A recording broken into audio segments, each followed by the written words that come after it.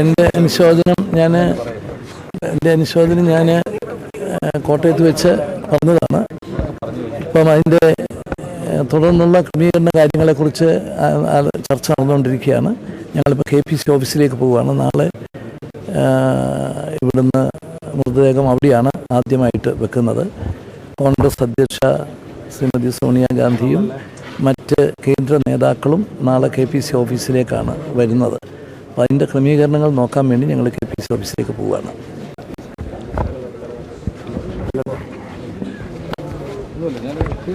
അല്ല, നമുക്കെല്ലാം വളരെ ദുഃഖമുണ്ട്.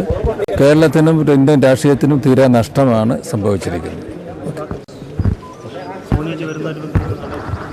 നാളെ വരുന്നുണ്ടോ? ഞാൻ അന്വേഷിച്ചാൽ ശരിയല്ലല്ലോ. വരുന്നുണ്ടോ പോലെ എല്ലാവർക്കും അറിയാം. ബാക്കി കാര്യങ്ങളൊക്കെ പാർട്ടി തീരുമാനിക്കും കേട്ടോ. അതൊക്കെ പാർട്ടിയെ തീരുമാനിക്കണ്ടാക്കും. നമ്മൾ പറഞ്ഞ ശരിയല്ലല്ലോ. നമ്മുടെ കേരള രാഷ്ട്രീയം അതിൻ്റെ ചരിത്രത്തിൽ വർത്തമാനം ഭൂതകാലത്തോടുള്ള സംവാദമാണെങ്കിൽ ആ സംവാദത്തിലെ ഒരു 3/4 നൂറ്റാണ്ട് കാലത്തെ നായകനായും പ്രതിനായകനായും ഒക്കെ മുന്നോട്ട് പോയ കേരള രാഷ്ട്രീയത്തിലെ നമുക്ക് ഒരു വാക്കിലൊതുക്കാൻ പറ്റാത്ത വ്യക്തിത്വമായി വളർന്നയാളാണ് അദ്ദേഹം എപ്പോഴും അനുകൂലമായും പ്രതികൂലമായും കേരള രാഷ്ട്രീയത്തെ സംവാദ വിവാദങ്ങളിലൂടെ മുന്നോട്ട് കൊണ്ടുപോകാൻ അതിൻ്റെ ഫലങ്ങൾ കേരളത്തിലെ എതിർപക്ഷത്തും അനുകൂലപക്ഷത്തുമുള്ള രാഷ്ട്രീയ വിദ്യാർത്ഥികൾക്കൊരു സർവകലാശാല പോലെ ഇനിയും പഠിക്കാൻ ഒരുപാട് നൽകിയ ഒരു രാഷ്ട്രീയത്തിലെ ഭീഷ്മാചാര്യനായിരുന്നു ലീഡർ. കേരളത്തിലെ ലീഡറാണ് നഷ്ടപ്പെട്ടത്.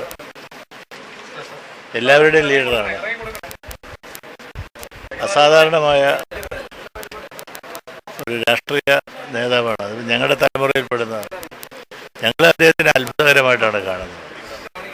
കക്ഷി രാഷ്ട്രീയത്തിന് അതീതമായി ജനങ്ങളുടെ മുഴുവൻ ഒരു ലീഡറാണ്, ജനകീയ ലീഡറാണ്.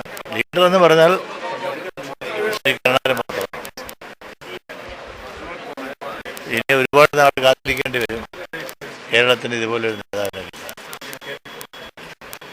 കലാകാരനായ എന്നെ രാഷ്ട്രീയത്തിലേക്ക് കൈപിടിച്ചു കൊണ്ടുവന്നത് ഈ മഹാനായ നേതാവാണ്.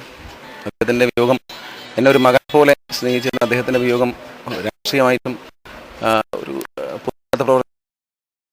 ഒരു മകനെ പോലെ എന്നെ സ്നേഹിച്ച ഒരു മഹത് വ്യക്തിയാണ്. എനിക്ക് രാഷ്ട്രീയത്തിൽ വരാനുള്ള ധൈര്യം തന്നതും പിന്നെ എന്നെ സ്നേഹത്തോടെ അനുഗ്രഹിച്ച് എന്നെ സഹായിച്ച വളരെ അടുത്ത ബന്ധമുണ്ട്. 82 ഞാൻ നിയമസഭ MLA ആയി വരുന്ന കാലം മുതൽക്ക് അദ്ദേഹം മുഖ്യമന്ത്രിയാണ്. 2 ടേമിൽ അദ്ദേഹം മുഖ്യമന്ത്രിയായിരുന്നു. വളരെ ശക്തമായി അദ്ദേഹത്തെ രാഷ്ട്രീയമായി വിമർശിക്കുന്ന കൂട്ടത്തിൽ മുൻപന്തിയിൽ നിന്ന ഒരാളാണ് ഞാൻ. എന്നാലും വളരെയേറെ സ്നേഹവും ഒരു പ്രതിപക്ഷ പ്രതിനിധി എന്നുള്ള നിലയിലുള്ള ബഹുമാനവും അദ്ദേഹം എന്നോട് വെച്ച് പുലർത്തിയിരുന്നു. ഞാനും അതുപോലെ തന്നെയായിരുന്നു. അദ്ദേഹം കേരളം കണ്ട പ്രഗത്ഭനായ ഭരണാധികാരിയാണ്, രാജ്യതന്ത്രജ്ഞനാണ്. യഥാർത്ഥത്തിലൊരു ലീഡർ എന്ന നാമധേയത്തിന് തികച്ചും അർഹനായിട്ടുള്ള ഒരാളാണ്. അദ്ദേഹത്തെ സ്നേഹിക്കുന്ന ആളുകളെ ഏത് നിലയിലും അദ്ദേഹം സംരക്ഷിക്കാൻ അധ്യവസാനം ശ്രമിച്ചിട്ടുണ്ട്. അത് അദ്ദേഹത്തിന് ഒരുപാട് ഗുണമുണ്ടായിട്ടുണ്ട്. അത് അദ്ദേഹത്തിനോട് വിനയമായിട്ടുണ്ട്.